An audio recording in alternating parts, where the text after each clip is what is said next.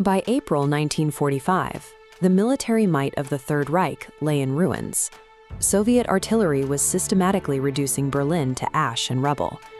History often frames the women married to the regime's architects as passive, decorative ornaments, figures swept away when their protected world finally broke apart. The historical record reveals a different reality. As the end approached, these women didn't remain on the sidelines. They made deliberate, active choices to author their own final acts. To understand the absolute psychological grip of a totalitarian state, we must examine the paths of Emmy Göring, the choices of Eva Braun, and Magda Goebbels' final days. In late 1944, Emmy Göring lived hundreds of kilometers from the front lines, isolated in a sprawling Alpine residence. That safety evaporated when Hitler dismissed her husband, Hermann Göring. Suddenly, Emmy faced an imminent threat of execution, not from the Allies, but from the SS units now surrounding her home.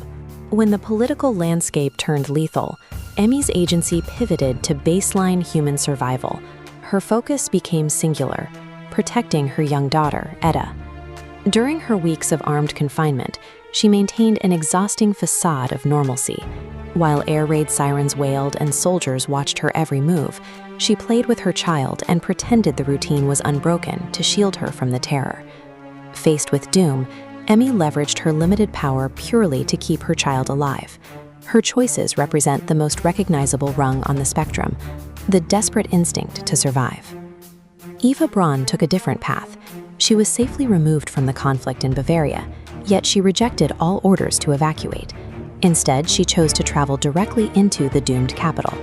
Inside the Führerbunker, she maintained a surreal, artificial environment. As the city above was pulverized, Eva hosted champagne parties, demanded absolute loyalty from the staff, and reprimanded officers for uniform stains.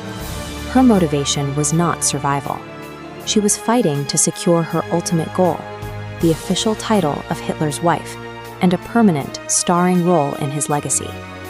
In the early hours of April 29th, she finally achieved that ultimate goal, with a hasty, bureaucratic wedding. The next afternoon, she bit into a cyanide capsule. Eva discarded the biological drive to live, trading her existence to ensure she went down with the collapse of her delusion.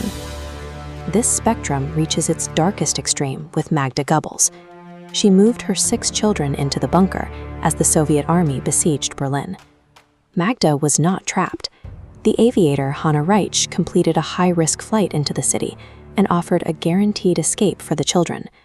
Magda categorically refused the rescue. Her logic was chilling.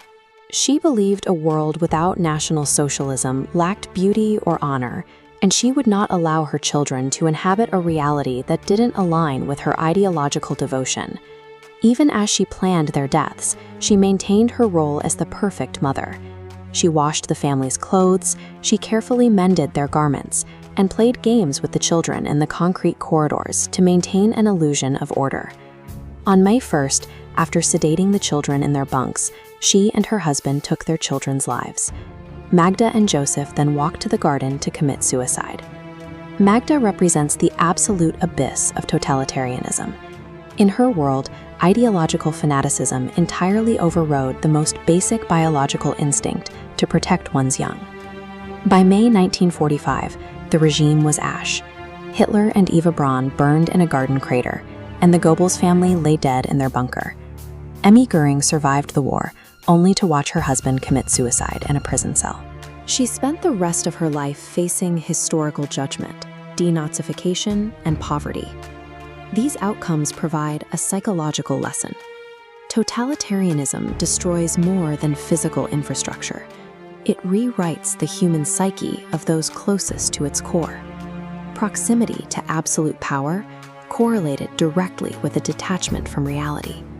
Emmy, on the periphery, focused on survival. Eva, closer to the center, chose her legacy. And Magda, at the core, followed the ideology into the red zone of total fanaticism.